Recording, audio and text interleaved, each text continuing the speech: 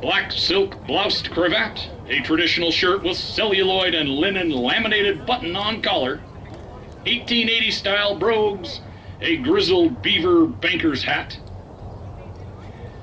walking stick, and carpet bag.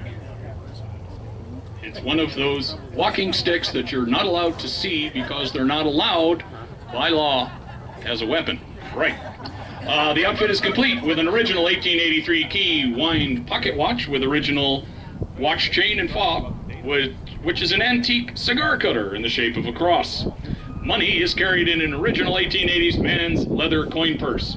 Colonel Edwin Condon, ladies and gentlemen.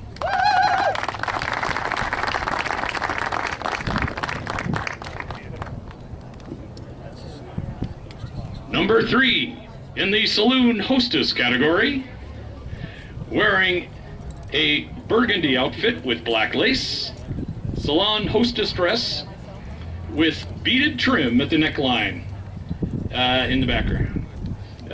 Came out west, and this is the only way to make money after the family was killed, heading out west by an Indian raid. Our contestant number 3 in saloon hostess.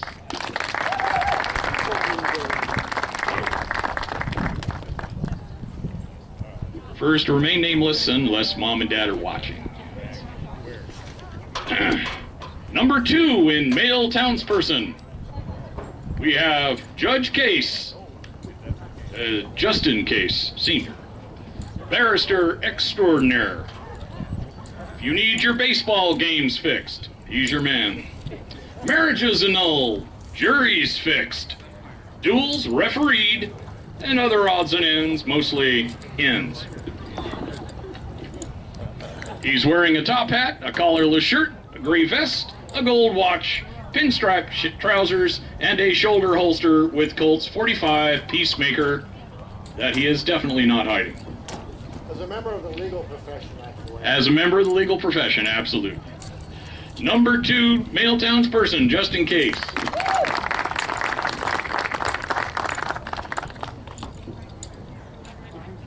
Our next category, number 1 in the female specialty category, is Diane Lynn. By the sea, by the sea, by the glorious sea, Miss Diane is looking forward to a turn on the boardwalk. But wait, perhaps her driver may have taken a wrong direction at Albuquerque. She spies sand everywhere, but where is the sea? It is 1870 and walking along the ocean is of great pleasure for a fashionable lady. She had hopes of seeing the new town of San Diego. Rumor says Alonzo Horton has been developing it for several years now. Although actually going into the water is not for her today. Exercise is what she has planned for on this fine, warm summer day. A bustle and, dare I say, a corset is a must, as there are few occasions to be without either. Patriotic colors make her proud to be an American. Why, the town of Phoenix is barely 5 years old. Miss Diane considers it a good-sized town with a large population of approximately 240 souls, but wistfully dreams of seagulls and ocean breezes. Diane Lynn.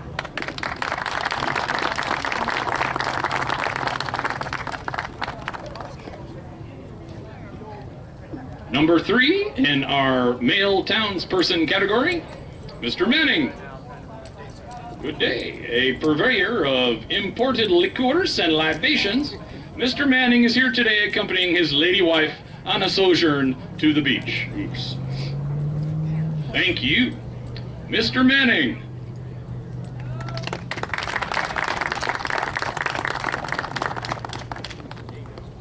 Number 2 in our female specialty category,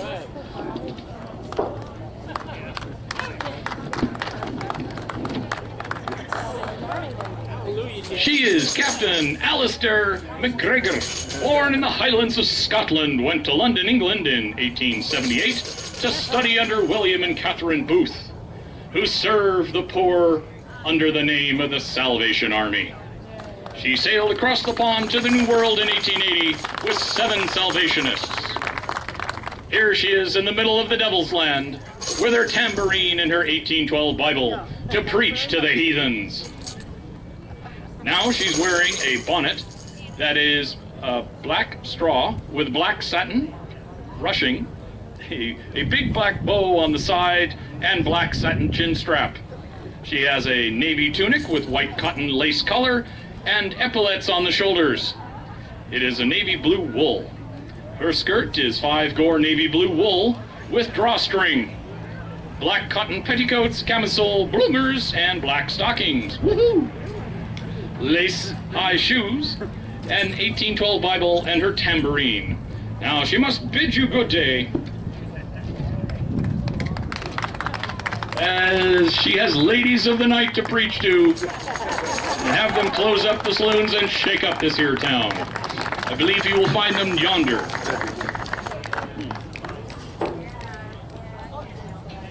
Number 1 in the lawmen category, John Dickens. John Dickens is from Norco, California, dressed up as Wyatt Earp.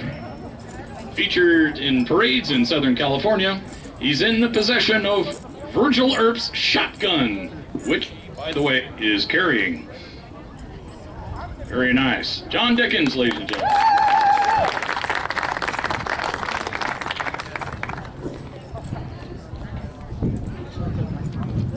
Number 3 in our female specialty category, Pauline Markham. Born 1847 in England, Pauline was a turn-of-the-century burlesque actress and songstress. She came to New York and began her career there. In San Francisco, she was a member of Lydia Thompson's British Blondes and an original cast member of Young's opening night performance in New York, September 1868. She often appeared on stage or in publicity photos in shocking, ladies and gentlemen, shocking attire. Shocking by late 1800 standards, naturally. In the 1870s, she formed her own stage company, the Pauline Markham Troupe, and toured the West, including such towns as Tucson, Tombstone, and Prescott, performing Gilbert and Sullivan. A member of her troupe was Josephine Marcus, who later married Wyatt Earp. Synchronicity. She came to Prescott and performed at the Prescott Theater on Christmas Eve, 1879. You can just see taking the kiddies out on Christmas Eve, can't you? Prescott so enjoyed her production that she stayed on for 6 months before leaving for New York. While in Prescott, she had a notorious affair with Prescott's beloved Dr. Ainsworth. Her career ended when she broke her leg in 1889, sadly. Pauline Markham, ladies and gentlemen.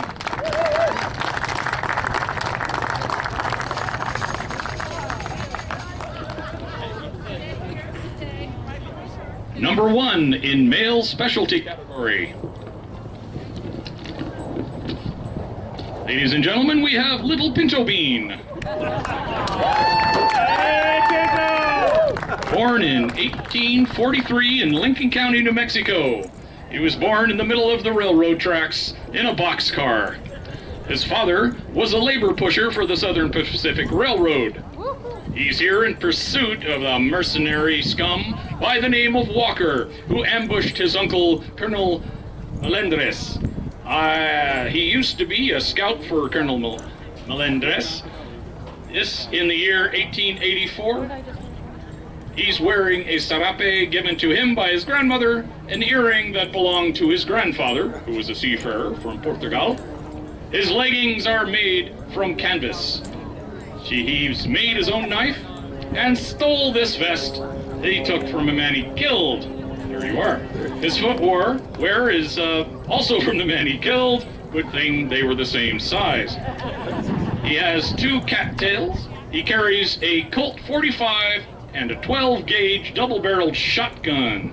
He has 2 bags of gold that he borrowed from Wells Fargo. Did he mention he's also carrying a 12-gauge shotgun and a 45? Enough said. Little Pinto Bean, ladies and gentlemen.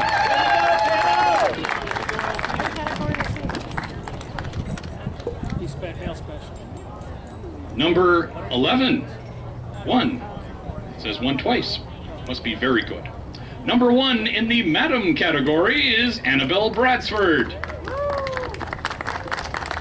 Annabelle is the Madam of the Wild Horse Pass Saloon, on her way here on a buying trip for lace and ribbons for her ladies. Her costume is of silk. She's wearing a full bustle and is fully corseted. Her hand-embroidered stockings, very lovely. Her boots are side-laced. Her hat is the latest fashion, a miniature top hat. The dress is a tiny bit short, so she may avoid horse droppings here in Arizona. Well, that makes just perfect sense. Annabelle Bradsford, ladies and gentlemen.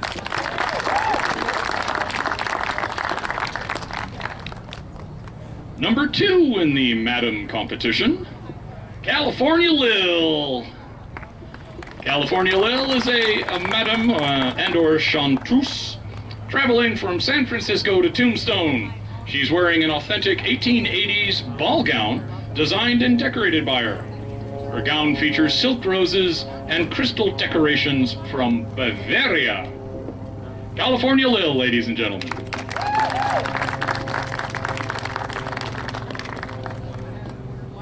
Number 1 in the Victorian Lady competition, Miss Barbara.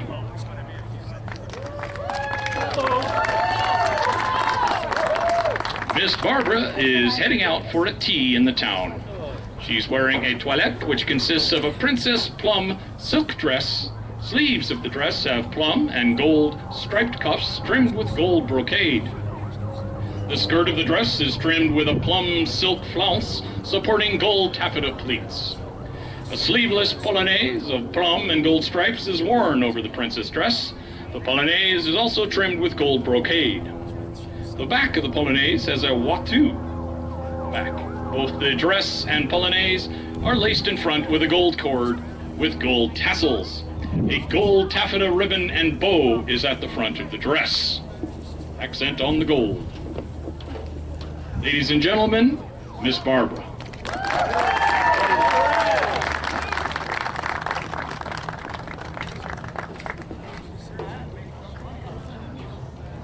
Number 2, in the category of Victorian Lady, Mrs. Edwin Condon. Wife, I'm going to make an assumption of the Colonel. Thank you.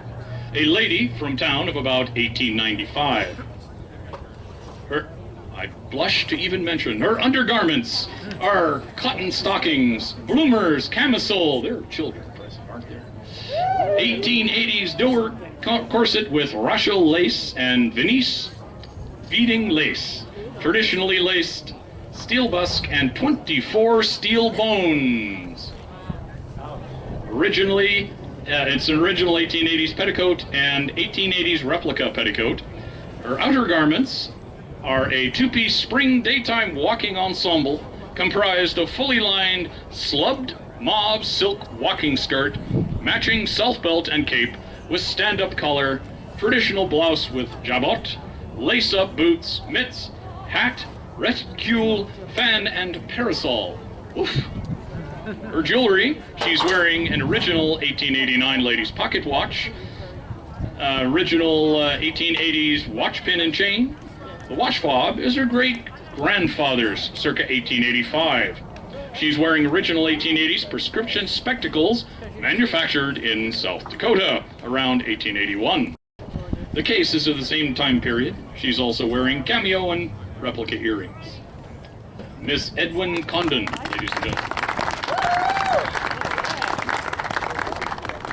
And our final costume for this morning, number 3 in the Victorian Lady category, Mrs. Fanny Bashford. Mrs. Bashford is the widow of Coles Bashford, a former Arizona legislator, a prominent society lady from Prescott. Many ladies were black the rest of their lives after becoming widows. Miss Fanny Bashford, ladies and gentlemen. Well, that concludes the costume contest. I think it was an amazing collection of costumes. Can we give them a very loud round of applause?